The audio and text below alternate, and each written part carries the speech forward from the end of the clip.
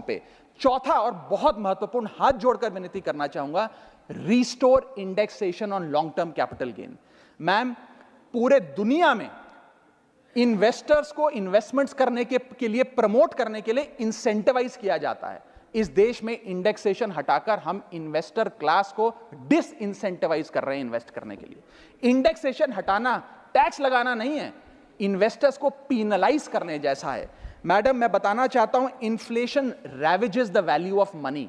पैसे को खा जाता है इन्फ्लेशन, इसीलिए हम कॉस्ट ऑफ एक्विजिशन को इंडेक्स कर कैपिटल गेन टैक्स की कैलकुलेशन करते हैं। और जो लोग खुश हैं आज कि कैपिटल गेन टैक्स को 20% से घटाकर 12.5 कर दिया है, उनके लिए मैं एक उदाहरण लाया हूं। इस उदाहरण के माध्यम से हम समझ जाएंगे कि कैसे इंडेक्सेशन हटाना इस देश के इन्वेस्टर को एक बहुत बड़ी उसकी जेब पे डाका डालने जैसा है। मैडम, फर्ज करिए कि 2001 में आपने 1 करोड़ रुपए का एक मकान खरीदा। वो मकान की दर 6% के हिसाब से बढ़ती गई उसकी वैल्यू, और आज वो मकान जो 1 करोड़ का आपने 2001 में खरीदा था, वो आज 4 करोड़ 17 लाख रुपए का हो गया। अब दो सिनेरियो हैं, एक इंडेक्सेशन का सिनेरियो जिसमें आप बेचें उस पर टैक्स लगे, और एक नया सिनेरियो जिसमें आप उसे बेचेंगे तो नई रेट के अकॉर्डिंग उस पर टैक्स लगेगा। मैं पहले पुराने सिस्टम के हिसाब से, इंडेक्सेशन वाले सिस्टम के हिसाब से उस पर कितना टैक्स लगेगा वो आपको बताना चाहता हूं। आज वो मकान जो आपने वर्ष 2001 में 1 करोड़ का खरीदा था, वो आप 4 करोड़ 17 लाख रुपए का बेचती हैं, तो आपकी सेल प्राइस 4 करोड़ 17 लाख, लेकिन आपकी purchase price, inflation adjusted indexed purchase price 1 crore नहीं, लगभग 3 करोड़ 60 लाख के आसपास आती है। यानी कि आपका sale price minus purchase price, जो प्रॉफिट ऑन सेल है, वो 54 लाख रुपए होता है। उस 54 लाख रुपए पर 20% के अकॉर्डिंग आप पे टैक्स लगता है। यानी कि इंडेक्सेशन वाले फॉर्मूले से आपको कुल टैक्स 10,80,000 रुपए देना पड़ता है। मैं राउंड ऑफ करके 11 लाख रुपए कहता हूं।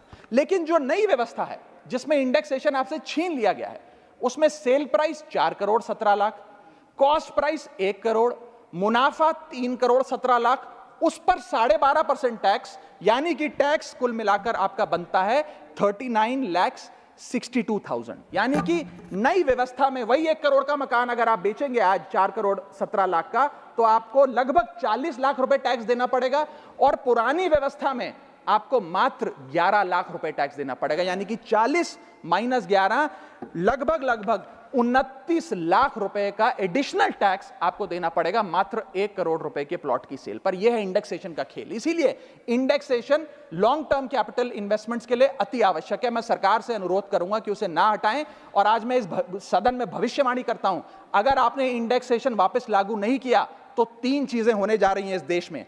पहला, रियल एस्टेट में इन्वेस्टमेंट गिरने वाली है और लोग अपना ड्रीम होम कभी नहीं खरीद पाएंगे। दूसरा, अंडर वैल्यूएशन होगी प्रॉपर्टी डील्स की, सब लोग सर्कल रेट पे प्रॉपर्टी खरीदेंगे बेचेंगे, कोई असल कीमत नहीं बताएगा। और थर्ड थिंग जो इस देश में होने जा रही है, रियल एस्टेट सेक्टर में भारी तादाद में ब्लैक मनी आने जा रहा है अगर आपने ये इंडेक्सेशन का फैसला वापस नहीं लिया। मेरा 5वां सुझाव सरकार को, फाइनेंशियल सेविंग्स को इंसेंटिवाइज करिए। डेट में, इक्विटी में, म्यूचुअल फंड्स में, बैंक डिपॉजिट्स में फाइनेंशियल इन्वेस्टमेंट्स, और खास करके जो 24 से 36 महीने से अधिक लोग अपनी इन्वेस्टमेंट रखते हैं, उन्हें इंसेंटिवाइज करिए, टैक्स मत करिए, पीनलाइज मत करिए। और मैं कहूंगा आने वाले समय में आपको लॉन्ग टर्म कैपिटल गेन पे टैक्स अबॉलिश करने के लिए भी सोचना चाहिए, ना कि उसे सिर्फ कम करना चाहिए। छठा मेरा सुझाव, review, revise and simplify GST. GST जिसे गहरा संकट टैक्स या गब्बर सिंह टैक्स के नाम से आज देशवासी जानते हैं, रोटी हो, कपड़ा हो, मकान हो, हर चीज पे जीएसटी लगा लगा कर हमने इस देश के इन्फ्लेशन पर भी जीएसटी लगा दिया, सारी चीजें महंगी हो गई। मेरा सुझाव है सरकार से कि इस जीएसटी के पूरे फ्रेमवर्क को कॉम्प्रिहेंसिवली स्टडी कर रिवाइज करिए।